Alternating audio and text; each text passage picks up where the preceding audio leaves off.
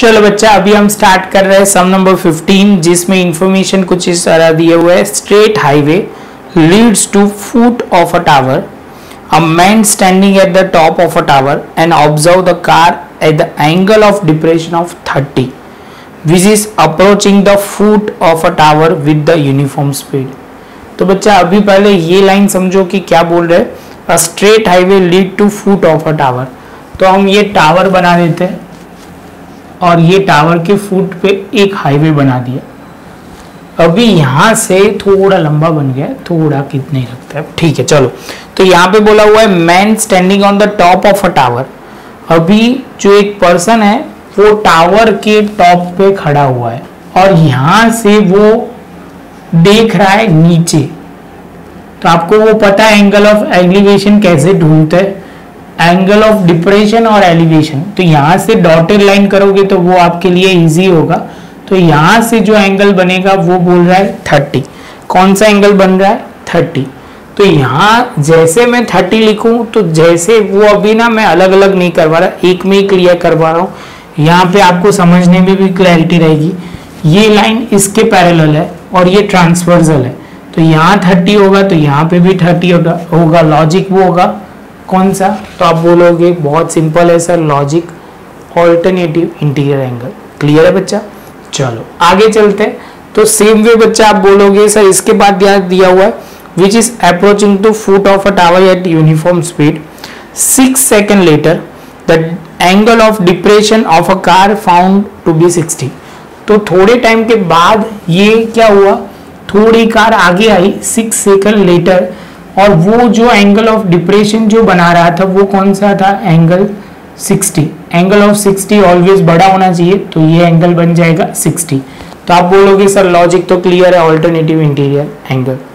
आगे चलते हैं। Find out the time taken by the car to reach the foot of a tower from the point. तो यहाँ पे समझ लो बच्चा, ये है, ये बी है, ये सी है, ये डी है। ये ए बी को डिस्टेंस कवर करने में उनको 6 सेकेंड लगे। अभी वो लोग पूछ रहे हैं कि बी से सी तक का डिस्टेंस कवर करने में कितना टाइम लगेगा। समझ में आ रहा है। यहाँ पे बच्चा हमें, आप शांति से देखोगे तो हमारे पास कोई इंफॉर्मेशन है नहीं कि ये जो उन्होंने कितना डिस्टेंस कवर किया, या आप बोलोगे सर डीसी की हाइट कितनी है, टावर की हाइट, कुछ भी नहीं दिया। तो बच्चा सबसे पहले स्टार्ट करते हैं लिखना। यहाँ पे टावर की जो हाइट होगी वो h होगी। तो सबसे पहले हम लिखते हैं let height of a tower is h। तो ये पहला पॉइंट हुआ। उसके बाद बच्चा आप बोलोगे सर आपको एक फॉर्मूला बच्चा पता है क्या, डिस्टेंस की formula is equal to time into speed. तो अभी आप बोलोगे सर ये जो आप कर रहे हो ये क्यों कर रहे हो। तो बच्चा इससे हमें वो क्लैरिटी आई क्योंकि हमारे पास और तो कोई मेजर है ही नहीं, हमें ये 6 सेकेंड दिया है उसका यूज करना है। ए से बी तक पहुंचने में उनको 6 सेकेंड लगा। तो आप बोलोगे डिस्टेंस सी डी है बच्चा, उनको टाइम लगा 6 और स्पीड का हम खाली s लिखेंगे। तो आप बोलोगे सर 6s लगेगा। सेम वे आप बोलोगे B से C का आप बोलोगे हमें तो टाइम भी नहीं सर पता, टाइम मतलब आप बोलोगे T इंटू एस। क्लियर है, कोई पॉइंट डाउट नहीं है। आप बोलोगे सर आपने तो खाली इतना फॉर्मूला जो था वो लिख दिया, यहाँ 6 सेकेंड लिखा, यहाँ पे आप बोलोगे time into speed. Distance CD करने के लिए कितना टाइम इंटू स्पीड करके हमने छोड़ दिया। अभी बच्चा कैसे इसका यूज करेंगे, तो हम हर बार करते हैं वैसे ही। 2 ट्राइंगल आपको दिख रहे हैं, एक बड़ा वाला और एक छोटा वाला। तो आप बोलोगे सर बड़ा वाला जो पहले हम लेंगे, तो ये वाला नहीं लेते, पहले ये वाला लेते तो क्लियर हो जाएगा। ये वाला आपको समझ में नहीं आएगा, इसलिए हम लिखना शुरू करते हैं। इन ट्राइंगल DBC, ये DBC है, यहाँ की बात करते ये वाला ट्राइंगल।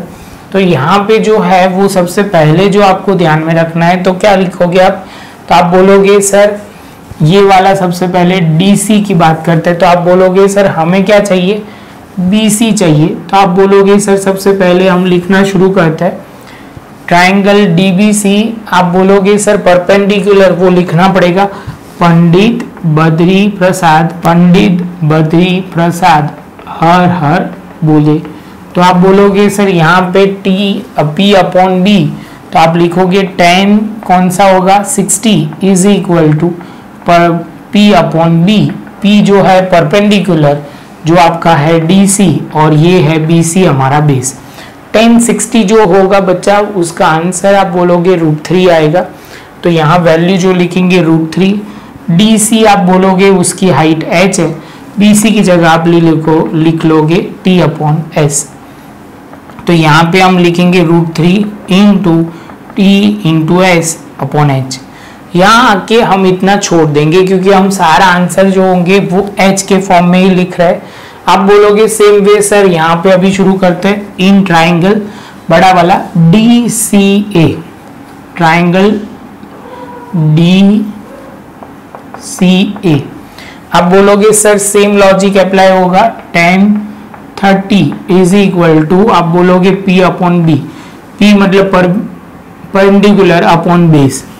तो आप बोलोगे सर परपेंडिकुलर यहाँ DC है और यहाँ से हम लिखेंगे AC। जैसे यहाँ पे 1030 आएगा तो आप बोलोगे 1 अपॉन √3।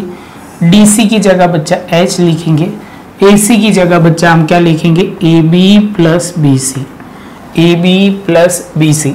जैसे ये पॉइंट कंप्लीट होता है तो आप बोलोगे सर AB जो है वो हमें पता है कितना, तो आप बोलोगे 6S यहाँ पे लिखा। BC की जगह आप बोलोगे सर T इंटू S, तो TS आ जाएगा और यहाँ पे हाइट। जैसे ये पॉइंट कंप्लीट होता है हम थोड़ा उसको आगे ले जाते हैं, यहाँ पे हम ले जाएंगे 6S plus TS upon √3 is equal to H। इसको 2 दे दिया, इसको 1 ले लिया। इक्वेशन 1 एंड 2 दोनों को H के फॉर्म में ला दिया, तो अब कंपेयर करेंगे और हमारा आंसर आगे आएगा। तो आप बोलोगे सर यहाँ पे सिंपल वे में हम लिखेंगे √3 into TS is equal to यहाँ पे आप बोलोगे 6S प्लस TS अपॉन √3। तो यहाँ से √3 को सामने मल्टीप्लाई में ले जाएंगे, तो आप बोलोगे √3 यहाँ पे TS और 6x प्लस TS। तो यहाँ से हम करना शुरू करते हैं तो 3 और यहाँ पे हो जाएगा √3 into TS 6S plus TS। तो ये जैसे स्टेप कंप्लीट होता है बच्चा, तो आप बोलोगे सर यहाँ हम TS जो है वो आप बोलोगे सर इसको हम सामने ले जाएंगे, तो यहाँ पे आप बोलोगे √3 into TS is equal to 6S plus TS। तो ये हो जाएगा 3 into TS is equal to 6S plus TS। अभी जैसे ये स्टेप कंप्लीट होता है बच्चा, इसको बच्चा ये स्टेप जो लिखा हुआ है इसको सिंपली हम 3 लिखेंगे तो समझने में इजी रहेगा।